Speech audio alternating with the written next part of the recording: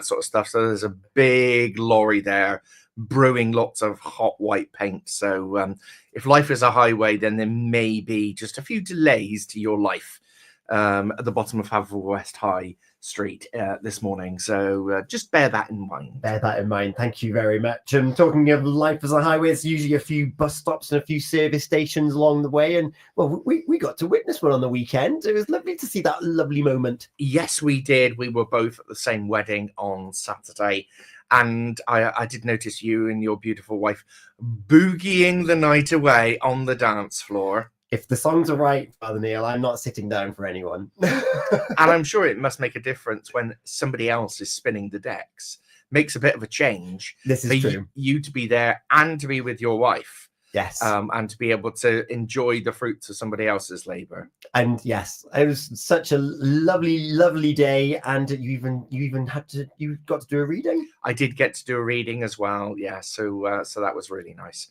So yeah, it was all in all, and the weather was gorgeous. And yeah, there were some fantastic dresses, and because it was black tie wedding. Yes. Everybody suited and booted. Suited and booted. Yes, indeed. So couldn't wear my sandals, so I got the Jesus creepers are out today. I've got them on my feet.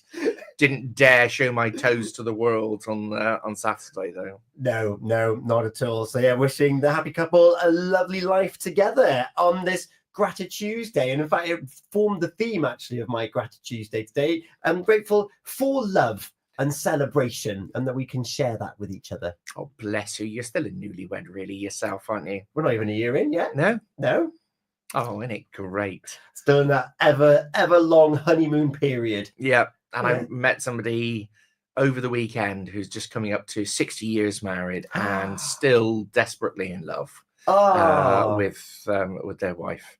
And you think, isn't it brilliant, love? It's great, isn't it? It is. It can put smiles on faces. It makes us feel different, doesn't it? Absolutely. So and it doesn't have to be romantic love either. It can be the love that you have for your kids. It can be the love that you have for your parents and your friends, and love for life, and of course love for Jesus as well. I better mention him as well. You bet. Yeah, we'll give him a mention. Yeah, we will.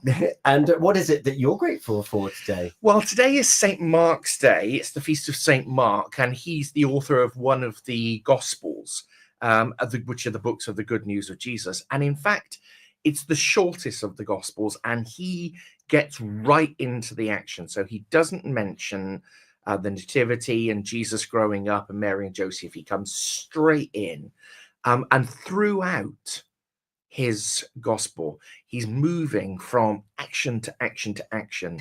And his style is quite sparse, but he does notice little things as he goes along. And I was thinking about that today. I was thinking about the fact that I've got to go to church after this and I've got to do a service for St. Mark. And I was thinking, do you know what? Our lives are really full at times, and it can seem a little bit relentless. So let's stop for just a microsecond, a nanosecond, and appreciate the littlest of things. When somebody lets you in when you're driving, or somebody opens a door, or when a friend drops you a text message, nothing you've got to reply to, just thinking of you, looking forward to seeing you on Saturday for a few beers, or something like that. It's very easy to allow the little things to get disregarded. But if we pay attention to them, then cumulatively, they can have a huge effect, not just on our faith, but on our mental health and our well-being. So the sun is shining, and the birds are flying, and the flowers are blooming, and people are opening doors, and people are letting you in. There is always something to be grateful for, even if it's a tiny, small thing. In the busyness of life, St. Mark reminds us today to pay attention to the little things and to be grateful for them, because they will be the way that our day can be raised. You know, I think you've just found the definition of why Grati-Tuesday exists. That's exactly, it was me and Abigail that came up with the concept of Grati-Tuesday, and it was to be mindful of those little moments. It was born out of being in lockdown. It was, yes, we're in a terrible situation at the moment. However, what's that one little thing that you didn't expect that took place today? That was the ethos behind Grati-Tuesday. And now, with our lives getting exponentially busier in the 5 years that's gone by, Yeah. it's even more difficult to realize that, oh, actually, there is still lots of wonder around us. Yes. And it is those little things. It was like, oh, that's a funny moment. Maybe you observed someone like maybe joking around with their family and things like that, and you get to enjoy that moment with them without them knowing, kind of thing, if that makes sense. And that's exactly what Grati-Tuesday is about. This morning for me, it was as I was queuing to in the traffic to come here. There was a mum who was crossing the road with her child, and she had I was holding hands with this little girl who was in her summer school uniform with a little dress with the red little squares on it and that sort of stuff. And the mum just raised her hand to say thank you for letting us cross, and the little girl just gave me a really, really fervent, really, really quick wave, and it was just sort of like, oh yeah. I love those moments, and it does take a bit of conscious effort to find them, though. It's very easy to just disregard that very excited little wave and be like, whatever, like, it's like, no, look for those things. Yeah, that's right. Yeah, be mindful, pay attention to them. Oh, wonderful. So what little moments are you going to find out and about today? Well, I'd love to know, because that's what Grati-Tuesday is all about. Who or what are you grateful for? It might be those little moments that just put that little smirk on your face again. It might be you might have had some terrible news, and then something comes along and it reminds you that it's all about balance. Yeah, absolutely. How is the rest of the week looking for Father Neil? The rest of the week is looking good because the sun is shining. So, and the last week was filled with a lot of paperwork, and this week is not. I get to go out and see people and take services and spend some time in local schools and that sort of stuff. So that's what that's what I was ordained to do, to relate to people in this job.